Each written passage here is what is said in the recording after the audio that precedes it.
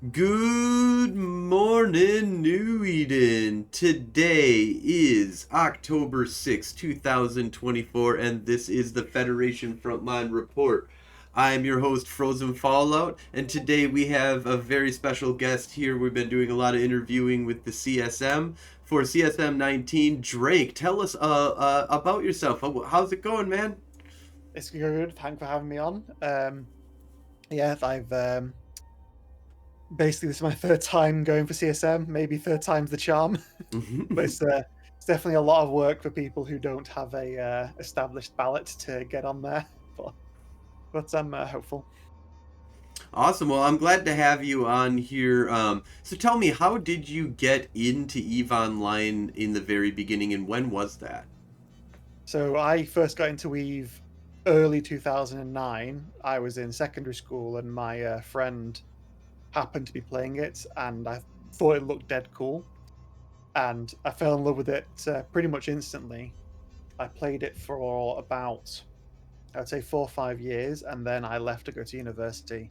At which point I had like no time at all, and I'd like half burnt out of Eve anyway. Because back then I was basically started out, as a high sec mission runner and miner and industrialist, and then moved to nullsec and just became essentially a line member, which is not the most fun thing. It's kind of like watching paint dry, but you pay a sub to do it. So definitely not for me. So I burnt out. Interesting. I had a different experience as a line member, but it depends, I guess, on the era. My first experience might be a little bit more like that, but less so because I was part of the Alcoholics conglomerate during the Great War, so everything was insane when I moved out to I think I was just 0.0. before the Great War, but so I started out in nullsec. I went to it was just some renter alliance that rented from Mordus Mihi or Moses Mihi Yep. in Vale of the Silent. Um, we got evicted, and I then moved. As we got evicted, the Racketeers, which is like one of the original versions of code, started ganking the hell out of us while I'm moving, and I found them really fun to talk with. While all my like FCs and alliance leadership were like, "Don't talk with them at all. You'll get warned if you do it. You won't get SRP." And I was Oh, like, wow. That's just boring." So I joined them for a bit, had some Okay. fun, and then I moved to the important Internet Spaceship Alliance up in Fountain. Um, I believe, yeah, it was Fountain, and Fountain and Syndicate. And I went up there for a while, and then I was about there for probably half a year to a year, and then as I went to uni, I then moved my stuff out and then let my sub lapse. But then after during COVID, this nifty little game called Eve Echoes came out, and I thought, oh yeah, Mm-hmm. I'm interested. I'll download it on my phone, and I played it for a week. And I thought, wow, this is shit. Have I Yeah, ever like seen the this is worst all way it that is. Eve could be displayed to the It's it populace? it's a good attempt at being Eve, but it's just not Eve. And then from there, I was like, well, I've got time now. I've come out of uni. I've got a job. I've got expendable income. I might as well resub. So I did. The first thing I did was move a load of stuff to Jita with a full Iteron Mark 5 with no tank, and immediately got ganked as you'd expect, and that serves me right for being an idiot. So that was a wake up call. Like, oh yeah, I remember what this game's like now. Yeah, this is a rough game, and and real quick here, I just want to take off my headset here because I forgot about my handy dandy magical hat here. I gotta power myself up when I'm doing Aside these. from the Triglavians, the Galente are the best race. Yeah, yeah, ooh, yeah, and I love the Triglavians. Also, Blood Raiders. There's something in my soul that's like, oh, All the that's pirate where I factions. should probably go to and we should sacrifice all of the bodies that I've collected over the years. And I'm sorry, hold on. Oh, something just that just ooh, the hat is taken over. No, but yeah, so you got over COVID and you had Eve Echoes tarnish the name of Eve Online, and then you came back to Eve Online. So what was the era that you came back to Eve On? What was the thing that you immediately started seeing happening around you? When I came back, the first thing I noticed was the Invasion Part 2. And I had Oh, no okay. idea who the Triglavians were. I hadn't kept up onto the lore at that point. I did back when I previously played. So I got back into the lore and I thought, okay, the Triglavians, a new race, new load of ships. This invasion thing looks cool. And from one of the teaser trailers, it was the first sighting of the Zordash, the World Arc, that was going towards the sun, and the sun was being transmuted into these Triglavian symbols. And I thought, oh shit, like, are they stealing systems? So I got involved in that. What a Um, transition from Eve yeah, Echoes. I'm sure you're like, oh, yeah, not only is it like my old Eve is back, but you're like, holy shit, there's like yeah. There's loads of CCP's new doing content. something crazy. Like, what is this? Yeah, so I got involved with that, and then we took the 27 systems. I wasn't a huge part in that because I got there a bit late. But I immediately started moving all my stuff to the systems that may have the gates removed, and then moving a load of stuff was quite hard because the gates kept turning on and off, which was pretty funny. I got stuck in perimeter with about 500 people, and when the gates went down for that event for about 15 minutes, so we were all like singing Kumbaya in local and doing prayers and making offerings to the gate to make it turn back on. And then That's something epic to be part of. That's yeah, super cool. yeah, I have never the live events experienced are always anything fun. like that, and I would say that's the first time I've heard of this. So Yeah, it that's was great. super cool, dude. Like, And then the patch came, the Pochven patch, and we woke up. I undocked, and it was this completely new space. It was basically like wormhole space. It was really interesting, but unfortunately, everything was broken.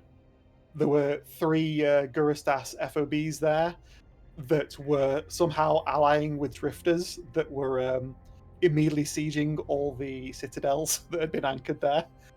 So we were cleaning that up, and then there was no income opportunity or anything. There was nothing at all, and because the gates were standings locked, I couldn't move around. So I rough then beginning. left Pochven for a bit to get my standings up, and then when I got back, things had been half fixed, and the income had happened, and I had the standings to move around. But the people I'd made friends with in Kybernaut had had a falling out with Kybernauts. So they said to me, like, "Oh, you're back. We're gonna go steal all these guys' money. Do you want to fuck with them?" And I'm like, "Yeah, that sounds really fun." And what became known as the Seagull era was born from the Castlekickers Corp, which was me, Beta Page, Thea, and Nex. And essentially, we had essentially shit fit maledictions where we would go and do the seagull strat, which was, it wasn't refined at the time, but we would wait for the dread inside the site that people ran to be killed. We would then dive in, shoot one shot at the tower, which would get us our contribution for the payout, and then we would run away as fast as we can while the enemy fleet tried to kill us. Um, and we were stealing an ungodly amount of money doing it.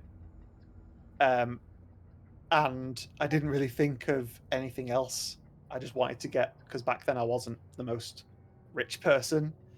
And then after a few months, I had basically more money than I knew what to do with, and the coalitions inside essentially had a big collapse of leadership because their leaderships were very, I don't know, they weren't good leaders essentially.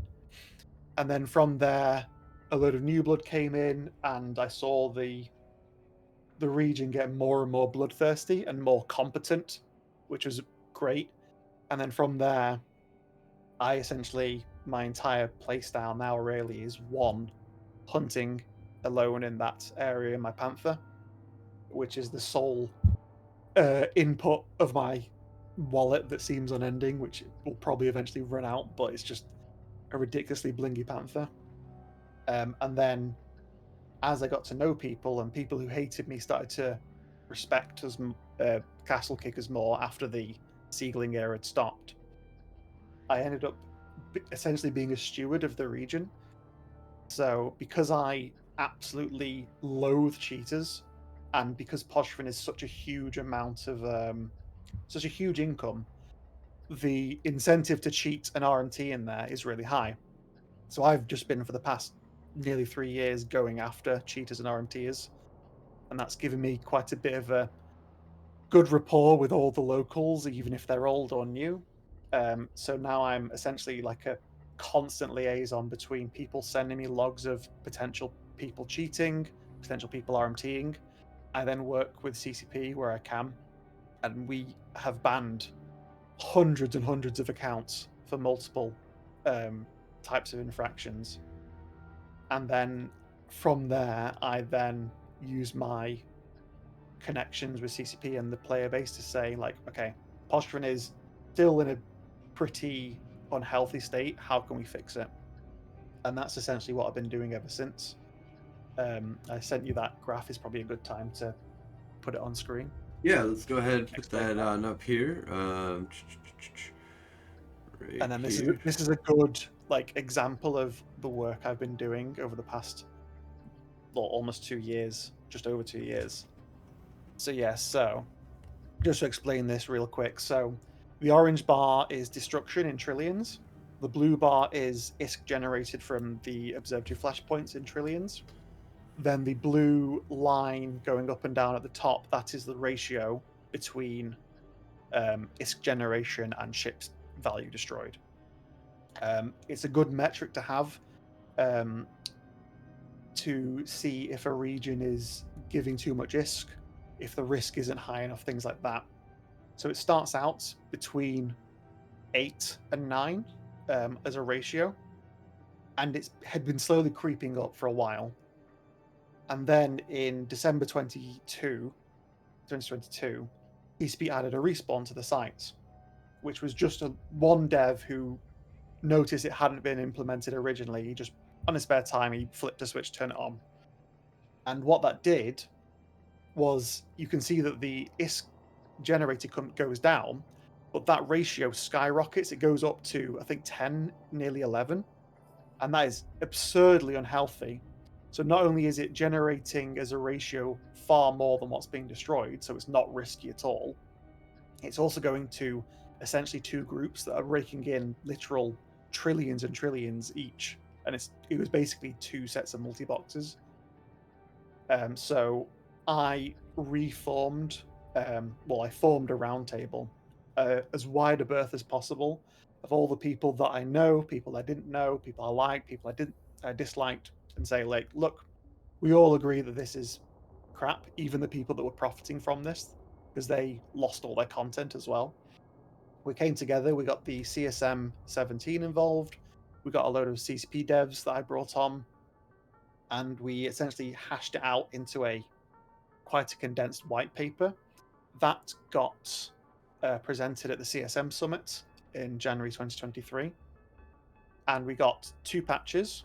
One was the respawn timer went down to 35 minutes. We had asked for 20 minutes just as a stepping stone to see what happened. 35 didn't do anything.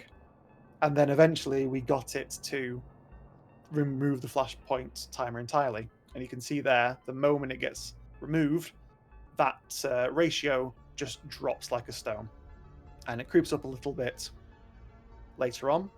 And then from there, the roundtable's still been active. We constantly give feedback to CCP. And in the Equinox patch dev blog, CCP Ratati thanked us specifically to say the patch for Pochven that was in Equinox, which was acceleration gate range changes and NPC AI targeting drones. You can see it's now steadily gone down and down and down, and we now have a ratio between 6 and 7. And along with that, Pochven is now the most bloodthirsty region month after month. So June, July, August, it was the top of the destruction for MER. September, I believe we hit a new record, so that'll just beat out August. And October, we're already on track to beat that by another 25% at the current rate, which is absurd. So these changes are working, and if I can get onto the CSM, there's so many more changes that need to be put in to So make Pochven the best place it can be. And yeah, no, I awesome. I love your presentation here. This is some really good stats that kind of, this is the spreadsheets in space that we need, to see what's going on here. One of the things though that I would like to say is it sounds like you are already deeply involved with CCP. You already have massive lines of communications with CCP. You've got your ins. You know your devs. You've talked to the people, and you're fairly popular in general. And your understanding of Potch is well known as being very good. You know what the hell you're talking about. Why do what do you think is going to be the major change between what you already have access to what you're going to get access to when you become CSM?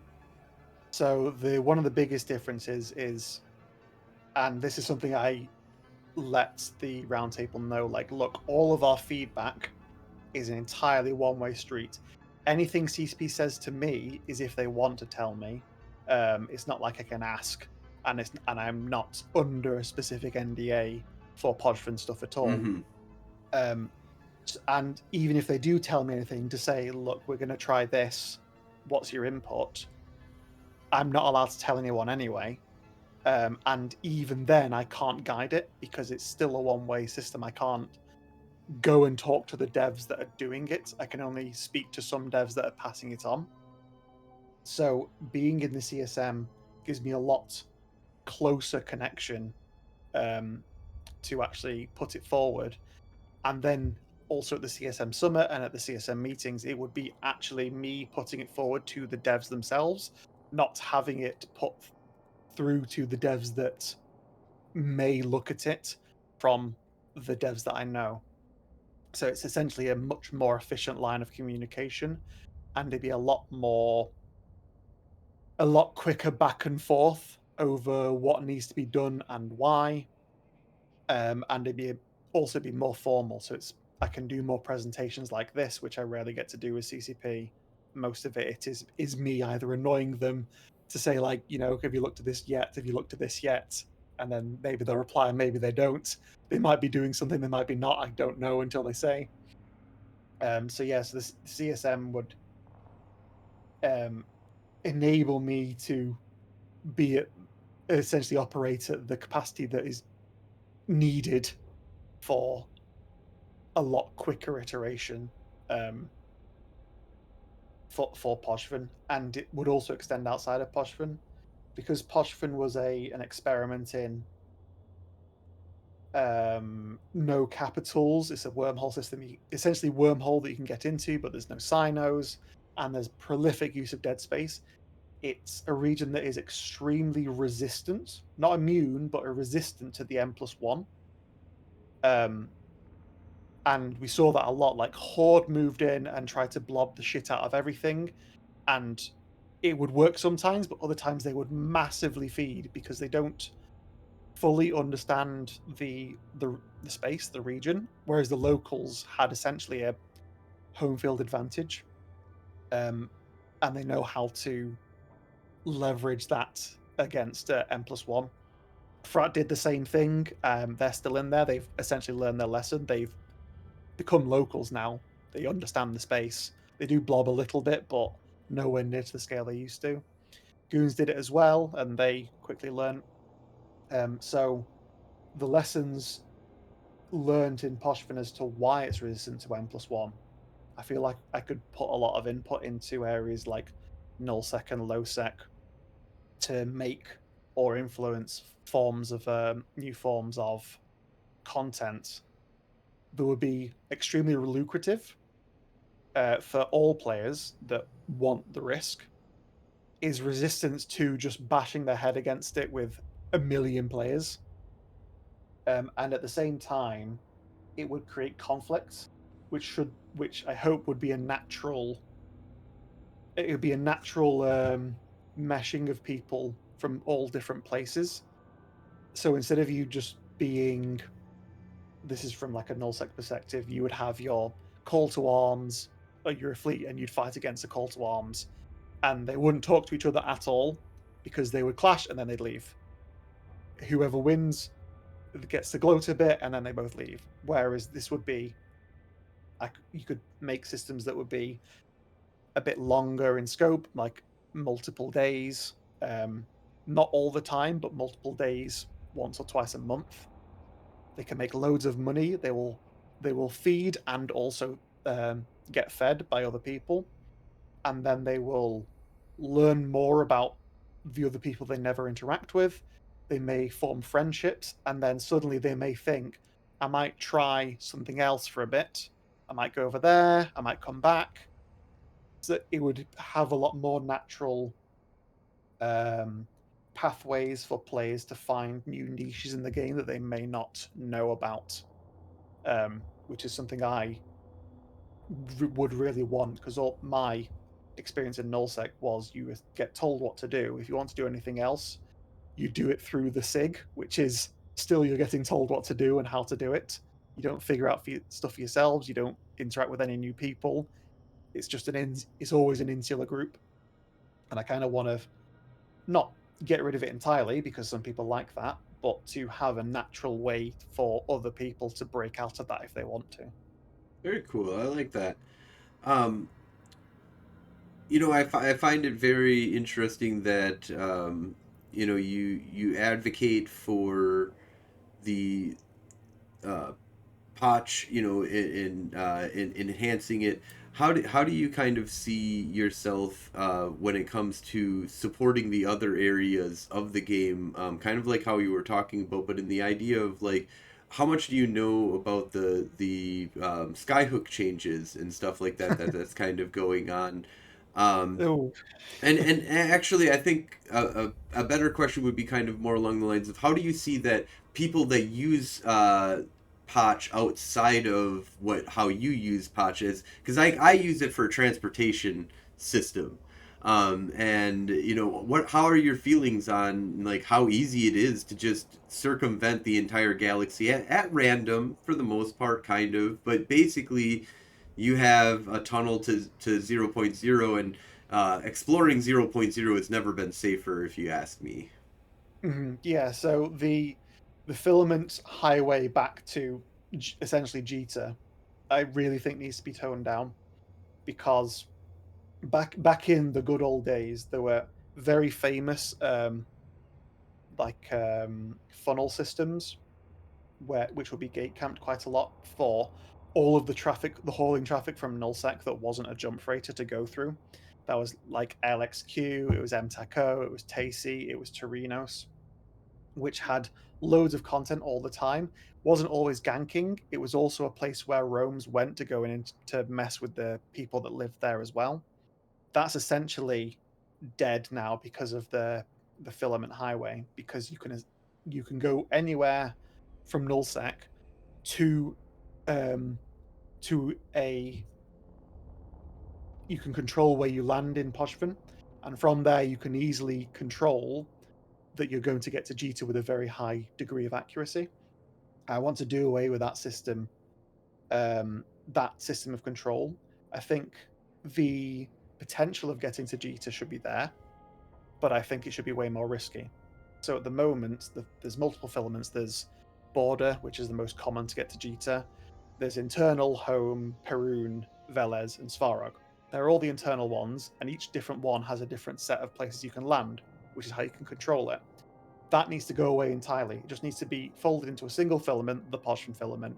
You have a 1 in 27 chance of landing in any system, and that heavily nerfs the potential of getting a system that has a G to connect, essentially.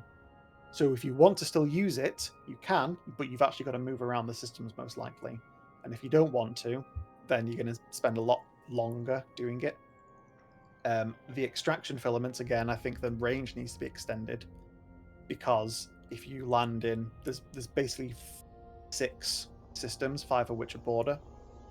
And if you use an extraction, you are guaranteed to be within 4 to 5 jumps of Jita in high sec.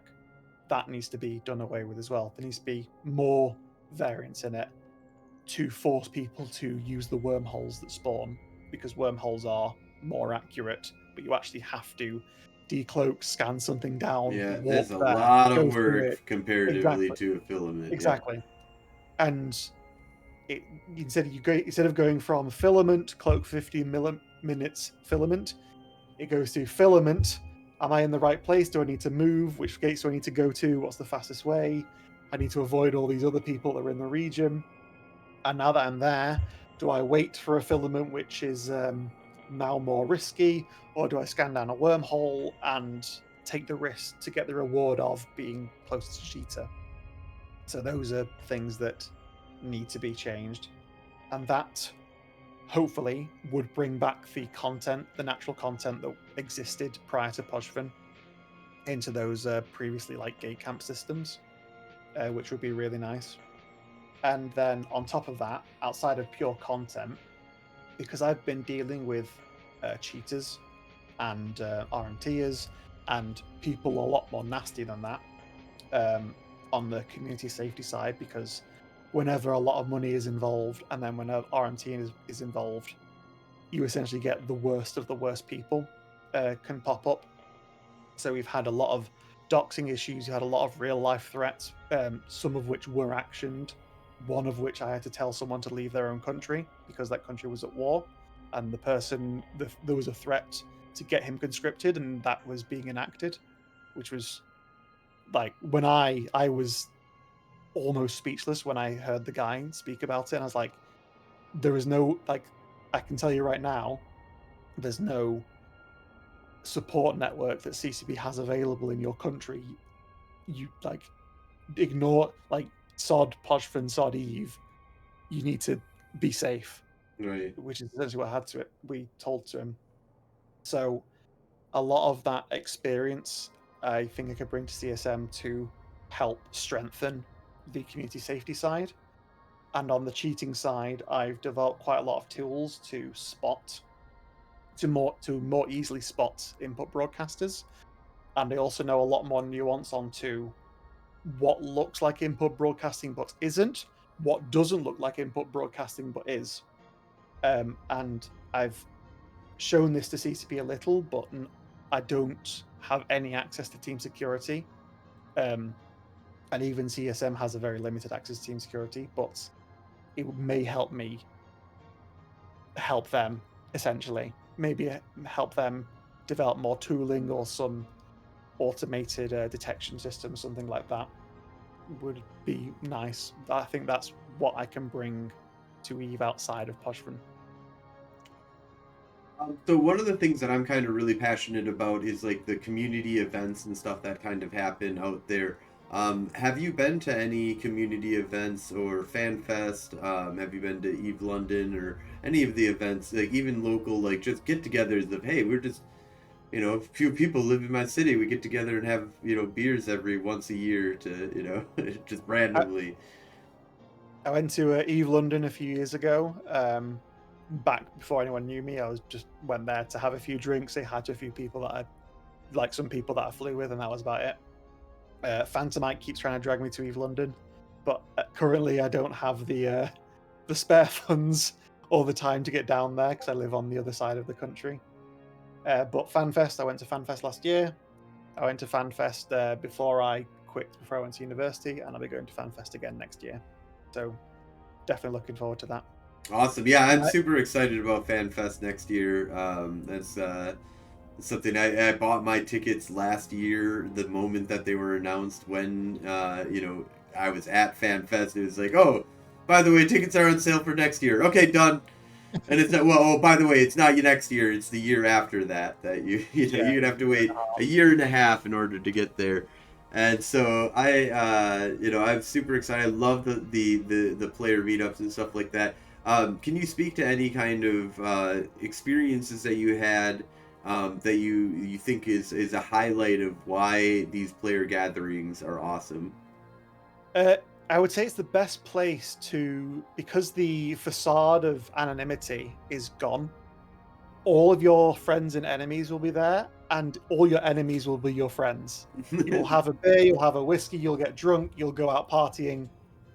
Like, I don't know of any drama that's ever happened in FanFest because everyone outside of the game is super chill, which is great.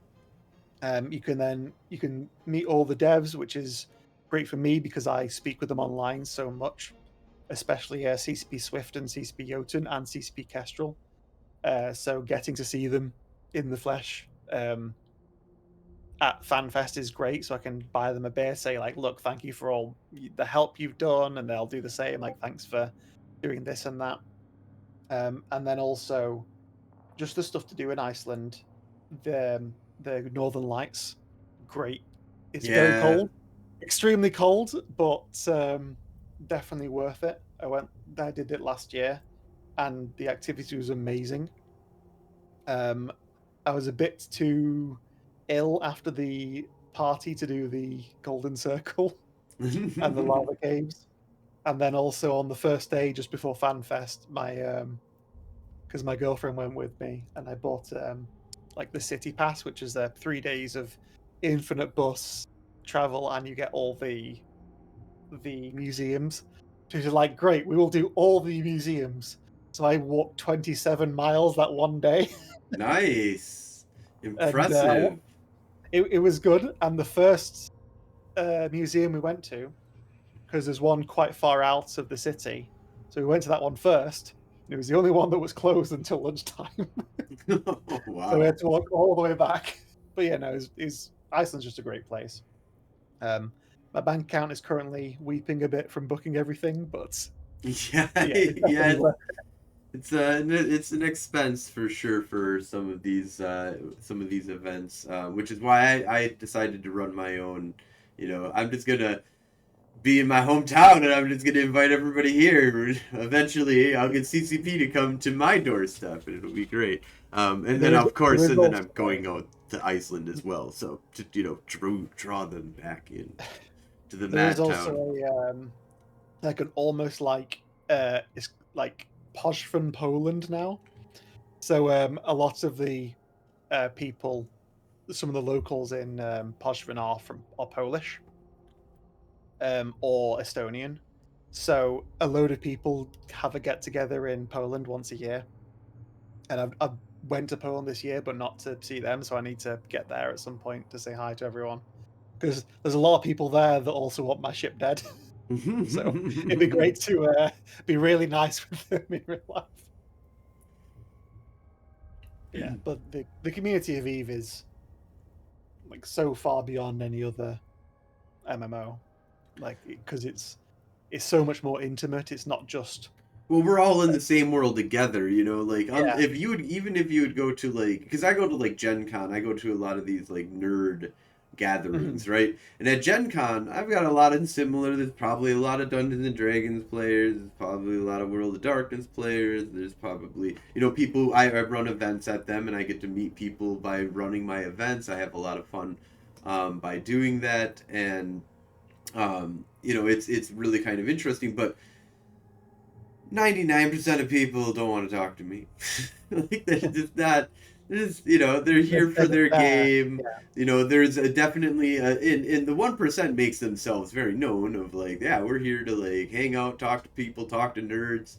And then you have the 1% I interact with that are in my, zero point, 0.0001% that is in my game yeah, that I'm running for the World of Darkness. But in general, the community, is just something that you don't, you kind of see, hi, you got a cool costume, whatever, blah, blah, you go do your events, you meet a small percentage. I go to FanFest and I'm like, every single human that I see within my sights, besides the normal everyday Icelanders that are around, but you can pick out the Eve nerds yeah. pretty. You're like, yeah, okay. Okay, so It is everybody funny that the matters that I can see that's here, I can walk up to any one of these guys and be like, what's up? I fly Yeah. for this. Who do you fly for? What do you do? This is what I do. How's it going? Like it. I mean, I guess I'm a reporter, so it's a lot easier for me to also just walk up and be like, "Hey, I'm with the Federation Frontline Report. This is an impromptu interview. Anything you say is on the record. Go." Like that. Not that I've ever done that. Maybe once. But There's a it blows my mind how easy the connection is in Eve. And even if you would go to like World of Warcraft, it like, are you on my server? Does it matter that I know you now? Like that's maybe yeah. we'll join up and do a raid together at some point. But like there's no competition. There's no like learning about different aspects of the game, I feel like.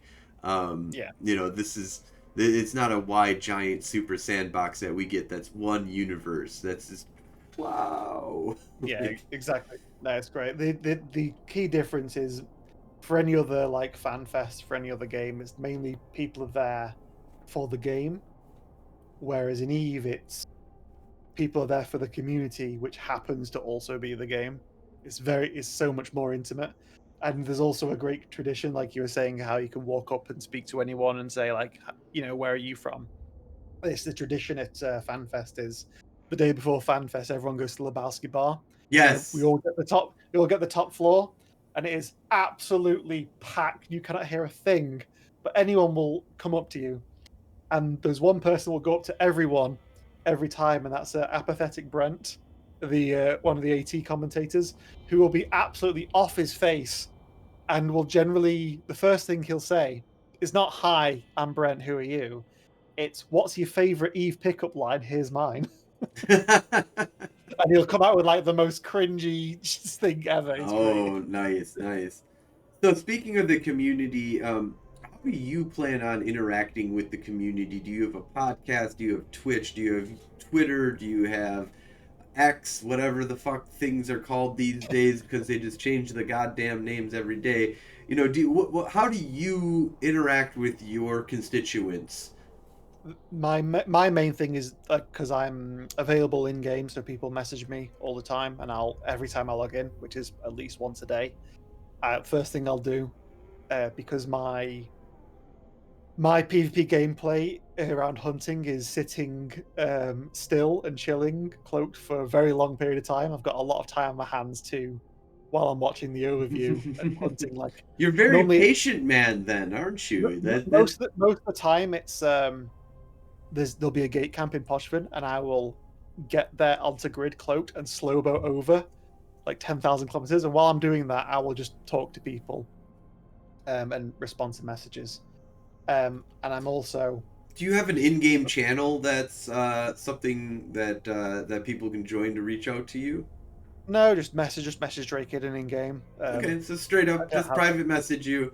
You don't mind yeah. having the 50 windows like popping up where. I have so many. Yeah, I have so many windows. It's ridiculous. When I threw away one of the capitals that are in Pochven, and it was a 45-minute fight where I was alone versus the initiative, like 100 initiative. And people kept trying to message me, and I was like, "No, go away, go No, away. no, no, no. I'm busy. I'm dying." But other than Eve, I'm on Discord. I'm in the official Eve Discord, so you can always find me and message me there. There is two accounts because one of my old accounts got hacked and I got it back. So I do check both, but try and message the one that is Drake Iddon Mob, not Drake Iddon, because that's the one I mainly use. And also my CSM thread, which I guess I'll link into the chat, which I forgot to do before. Oh, absolutely. And yeah, we'll have that in the show notes as well. I'm also going to kind of put like as much as I can possibly fit of your post that you kind of put, and just kind of the show notes will just be that, and then as much as I can fit, and then it'll just dot dot dot from there, but at the very top will be a link right to that forum post. um, is there a website that you run at all, or is there any other content that you kind of put out there? I do have a YouTube. It's just it's mainly me shit posting about either a panther going fast, a panther getting a lot of kill mails, or just some random meme at the time. So I wouldn't say it's like worth it's generally just shit posting and memes. It's not actual like substantive content. But yeah, so you can find that as well on YouTube. Awesome. And if you could distill your campaign down into like a few bulletin points, 4 or 5 bulletin points that just summarizes exactly what you're trying to bring to the CSM. Okay, so first and foremost, Pochven, as everyone is more rapidly No way. becoming No, I've listened to becoming, you for the last little bit. You've been anti-Pochven the entire time. but most people know that Pochven has ridiculous amounts of money in there, and some people have rightly said that it's not nearly risky for what it does, and it has many problems, and I completely agree. So a lot of my campaign is for Pochven is to nerf it in many ways to make that faucet a lot less impactful, but still keep Pochven as the soul of Pochven around. I want to bring a lot more. I want to buff up these smaller sites in Pochven to cater to the smaller gangs, so it's not just a single flashpoint and that's it. Which is essentially when that pillar gets destroyed, which CCP did before, the entire region dies, which thankfully we fixed. So I want that not to happen again. Other than that, I want to bring lessons learned in Pochven to bring content to people outside in K-Space. I want to help CCP as best I can more effectively combat cheaters, because I absolutely fucking hate cheaters, just on principle. And I also want to, which I haven't mentioned much, I want to hammer home to CCP that customization and identity in this game is a complete treasure trove of income for them, as long as they don't get greedy, and they have recently done it and gotten very greedy. So it didn't have the best start on the ship skinner, but there's so many things that they can add, which will just have a constant trickle of money in non-stop. And as long as they don't take the piss and treat the player base like whales, as if it was like a mobile game or a League of Legends skin that costs $100, looking at you, R remains, then the community will respect it a lot more. They'll buy the skins here and there, they'll customize their ships, they'll do holograms, they'll get more fashion for their character, and that will be a great income for CCP that it's been trying to get for so long, but they keep falling short because I don't think they fundamentally understand what people actually want. They don't want to be milked, they just want to have the option, and then they will use it. Yeah, So this is something that I would like to talk a little bit more on, because I'm not going to say I'm an expert or anything like that, but this is actually something kind of like a hidden passion of mine, of like, how do you monetize the game without being a bitch? And skins is the way to go. I agree with it. I like the Skinner. And I, kind of like, actually a little bit of the bitching, I'm just kind of like, shut up. What other game do you get to fucking build a skin in, you bitches? Like, come on, this is cool. I'm not gonna say real quick. I just want to say that I think that there's ways of doing it better. And CCP has, for some reason, always gone towards, I can't call them micro, I can't call them macro, but almost macro transaction. That it's like, we're gonna have this $60 monocle, and it's like, are you fucking kidding me? I can buy a suit for $60. Well, that was back in 2000 whatever, but now maybe not. But in any case, there's the little, if I kind of have this philosophical idea of like, let's do just bunch of little shit. You can punch out a bunch of cool shit as long as you make, if you have 2,000 players that buy a $5 skin, and that costs you $10,000, or that you get $10,000, and it costs you $5,000 to make, in art time. And I mean, come on, and really look at these skins. We're already beating the living shit out of them, and we're not even. And actually, the making of the ship skinner is beautiful. That's brilliant. I love it. Yeah. But why did you go macro, not micro, for the transaction? Well, they didn't just go macro. They went micro as well, because So you've got the constant sales they do. So if you want some of the patterns, it was like, oh, you got to buy this $60 Plex pack that happens to come with some sub time and this these patterns that you want, which is it's fair enough if people want to buy it, but it's their primary focus. It shouldn't be. And when the skinners came out, first of all, you had to buy Plex to get the items. Then you had to pay Plex to sequence the skin, and the Plex went up and down based on an arbitrary amount of complexity, which essentially made people have to min max that instead of just having a flat fee. It's bizarre. And then on top of that, you have the sequence time, which can be anywhere between a couple hours for a frigate. And for me, for my Panther, it was nearly 10 days. And it was like, oh, you got to pay 350 Plex for to speed it up. It's like, I'm not fucking doing that. If it was 10 Plex, fair enough. They just need to have the gamification is really weird. Like it's like an industrial thing. Like it's like building a ship, you know. And it's like, wait, well, hold on. And then on top of that, what did you do here? On top of that, they built an entire system to let people like, oh, you can make a career buying and selling skins, not realizing, one, if you can preview the skin that someone else has made, why would you pay them a premium when you can make it yourself?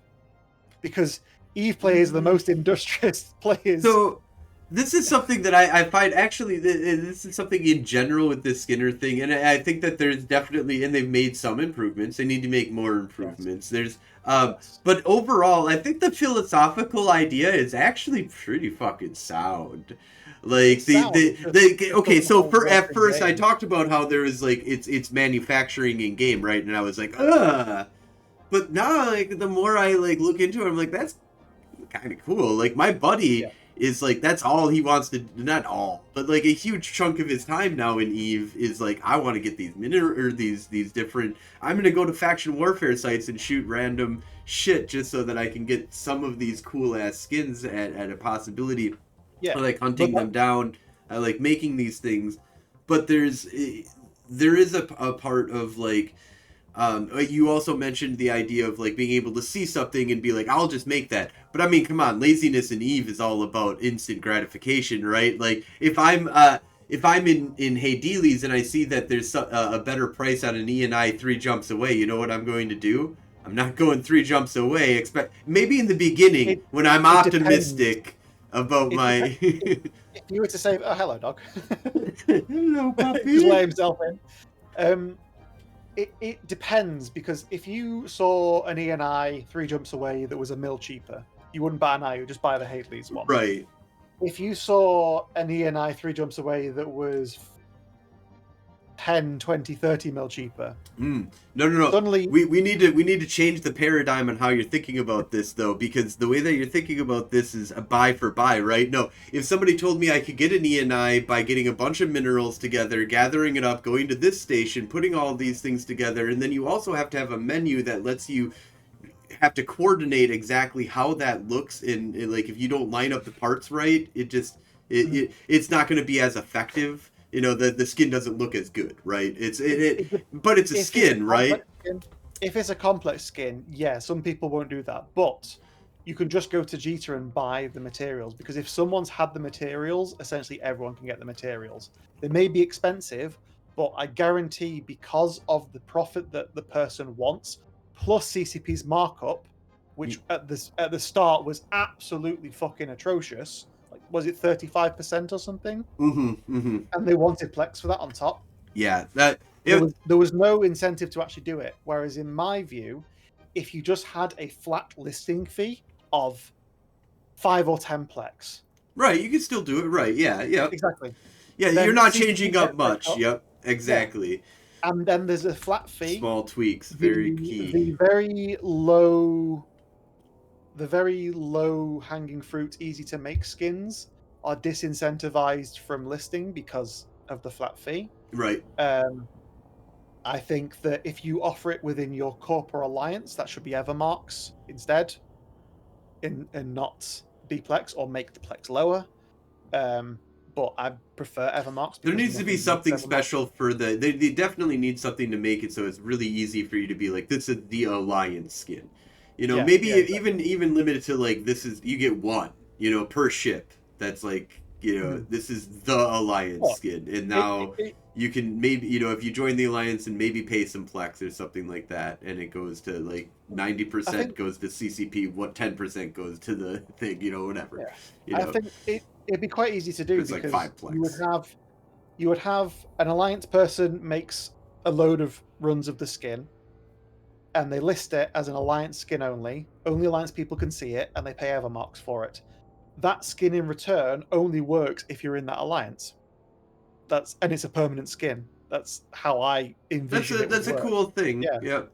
And I will say this though, is that to a certain degree I don't mind how greedy CCP starts with Mhm. skins, to be honest. I taking a step back and just being like, actually this is the area that if you go hog wild and be like, you have to pay me $45 million for this skin, and somebody does that, well, that's on them. That's on them. Yeah. Like, not on, It, like, get kind of greedy with this if you want, and then tone it down where your greed actually is enough to is low enough to accept getting actually something out of this, because yeah. and you got to It's be careful though and not piss people off, which is the biggest part of, like, if you start too greedy, which is what they did. I felt they went the opposite of what they needed to do. Ramp it up eventually and be like, oh, yeah. you guys really Exactly. like this, you like it, here you got to Yes, pay exactly. more. But instead they were Which like, oh no, you got to, like, up front, maybe you won't even like it, but you pay a lot of if money. if they always go hog wild at the start and way too much, the issue isn't that people won't buy it.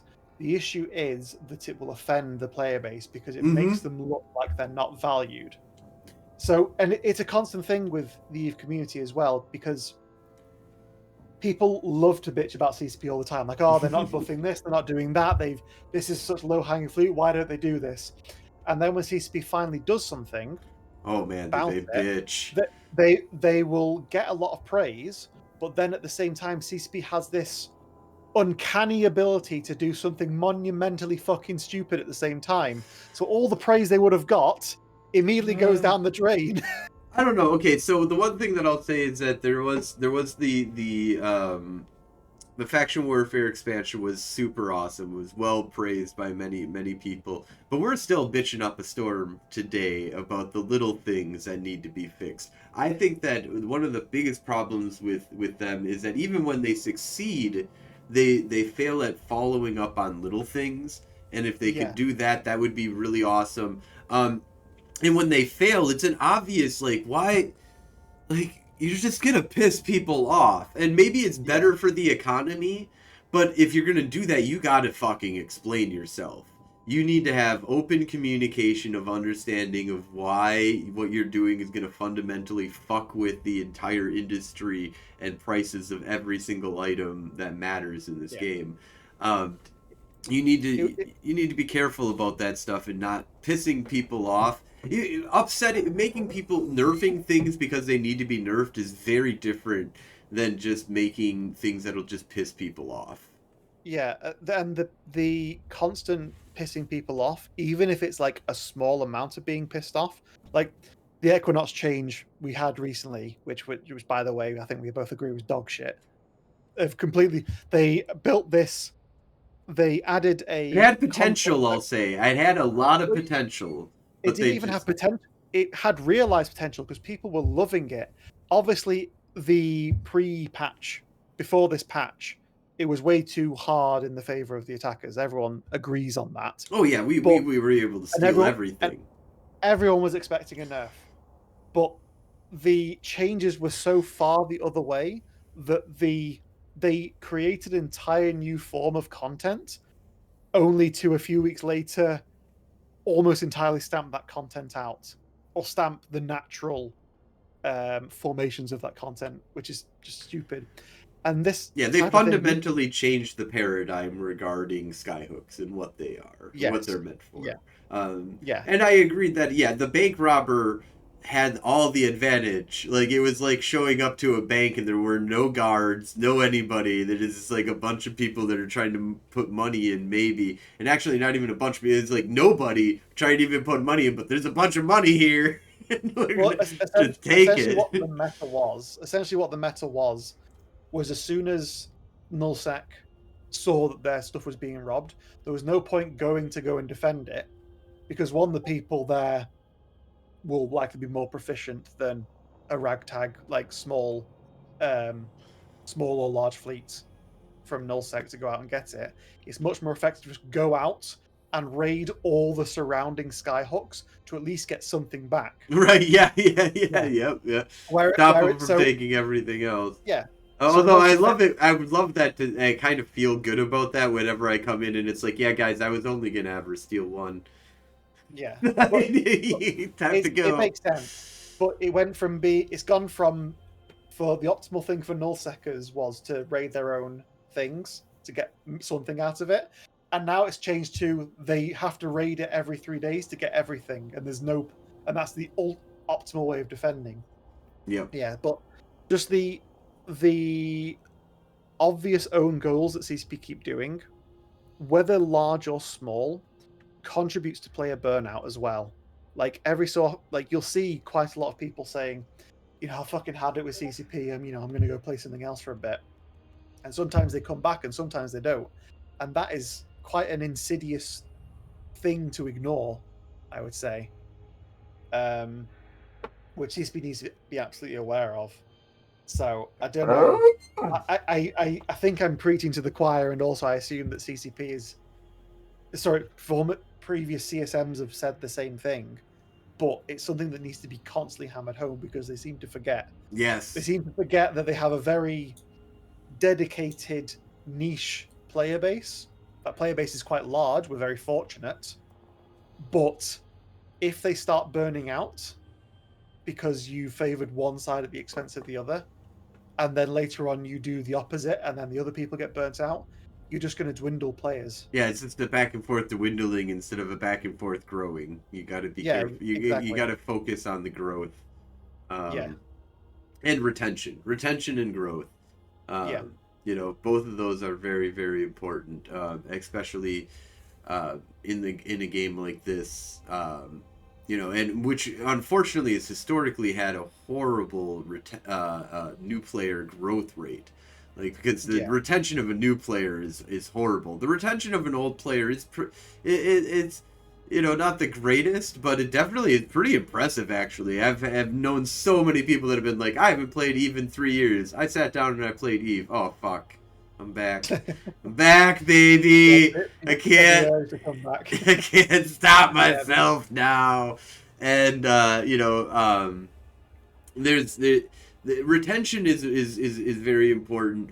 We need to be very good at new player retention more than anything else. And Eve is an epic story that a lot of us old timers that are just gonna keep coming back. We almost, as long as you don't break the fucking the base paradigm of how the one universe, freedom, building your own thing, make your own story, crazy shit that you can get involved in Eve still exists. We'll keep coming back, but how do we get the new player to be like, oh my god, this is so cool? Like, I will keep coming back forever. The new player experience, CCP it's an improvement, but it's still it's better. Yeah, it's better, but good. One thing I thought about was what CCP have done, because they want the player to experience loss early on to get into the mindset that all ships are expendable. The Astero at the start that dies is completely ineffective because it's not your ship. It's the tutorial ship that's given to you. You're expected to lose it. Right. And I think all players would at least subconsciously understand that. So when they lose it, I like that on the subconscious level. It actually might be weirdly badly impacting. Well, it's probably neutral at best, I would say, which is where. And then what happens is people go out and they play the game either in a solo or they get swept up in a recruiting group. And the mass recruiters, I think, are quite bad for player retention because they will either they sweep them up and the person realizes they're there as a cog in a machine and they're for tax and then they leave and they don't come back, or they enjoy it, which is fine. They stay in the game, but then they stay in like a rut and they don't leave that rut. They don't experience the rest of the game, which is something I've noticed quite a lot. One thing I thought about was, well, two things really. One is after the MPE, CSP need to actually endorse player corporations that are good for new players. So to lead them away from that mass recruiters. So I'm talking like Eidron's Eve Rookies is a great one. I'm sure there's a faction warfare rookies thing. There's a rookies for incursions. I think there's a rookies for like abyssal stuff. It's is it Abyssal Lurkers? Torvald made it a few years ago. And Eve University. They need to say like, look, here's a list of things that are really good for new players, and you'll learn and you'll meet people. So they don't go off blind and get swept up in mass recruiters, or they just go off solo, which I think is even worse. And also what happens is new players will go off and start to accumulate wealth. They'll learn skills. They'll invest into one ship, and because they don't know any better, because everyone did it, they'll overinvest into that ship, and that ship will inevitably die, either to poor fitting, or to a mission that you didn't understand, or to Triglavians, or to a gate camp, or to gankers. A billion things that can go wrong. And once that happens, because they invested everything into that ship, the player ego at that point has been completely shattered to the point where they say, well, how do I start again? I don't want to grind again. Is there any point? Is it, I'm just going to lose again. It's not worth it. I'll leave. So my idea to combat that, to show that ships can die at any point in time, is the new player experience starts out in the Estero, then it goes to the mining section, and then at the moment it just ends, which it shouldn't do. It should then go to a single instance system that only new players can access, brand new accounts, so new or old players can get there. And it's essentially, you get put on the red team or the blue team. You learn to do industry with the stuff you mined previously. You build a few fittings and a ship. You get to fit it up how you wish with what you've got. And then there's essentially one, like a battlefield site in the center. You have to get your pilot certification to go there and kill some NPCs and capture points. But the other team's doing the same thing, and you get extra points or something for stopping them. And if you die, then it's like, tough. Warp your pod back, and we'll start again. So this matches a lot with my belief of you're nothing special with the tutorial. We shouldn't make it be like, oh, you're some special pod pilot that escaped this explosion that now you're gonna save us from the Triglavian threat. No, it should be like, here, you're part of class, here's a whole bunch of classroom things. Okay, also maybe you're even hanging out with some people during that class, and then at the end, it would be kind of cool if there was this like, here's a little classroom brawl you have before you get your certification to go out there and do this game for real. And you would have the local, and you'd be able to talk to both. You'd be able to see blue team and red team in there. So you'd be able to speak to other people. You can smack talk them. You can say hi. You can, group together. And once you have enough points, then it says like, okay, you've got your certification. It's time to get out there. You're a true capsuleer. And at that point, they will hopefully have died a few times. So that fear of losing a ship of something that they have actually built, even though it's still the tutorial, they have mined for it, they have built it, they have fit it up themselves, and then ideally they'll lose it. Ideally multiple times before they get the certification. Then at that point, they're a bit more... One, it's an actual introduction to PvP, which the tutorial doesn't have at all. Right. And also, in theory, would get them over the hump of ships are expendable and can die at any point. That's my idea of improving the MPE. I think it's a lot of work, but I think it'd be a great addition. I like it. So before we wrap things on up here, usually we give you a solid amount of time here to kind of give out any kind of shout outs that you want to talk about. If you want to say hi to mom and dad, because I know they're going to be watching. If you've got a mentor or anybody that's your co-pilot or, your buddy in crime here, any shout outs that you would like to give before we wrap up? Well, first of all, shout outs to all the other CSM people that are running, like yourself. With my recommendation for CSM, um, there's a few really, but the two main ones. One is actually, I guess, three main ones.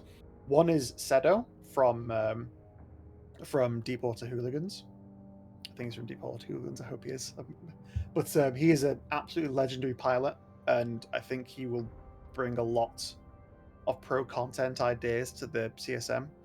The other one is Kazanir from Goon Swarm, and normally I have a loathing to recommend null block ballots, or null block CSM candidates, but Kazanir actually has a plan, and I spoke with him quite a lot last year and a little bit this year, of how to fundamentally change nullsec to be a lot more bloodthirsty and to have multiple different playstyles that's not just the M+1 build wide, have floodplains and have ratting.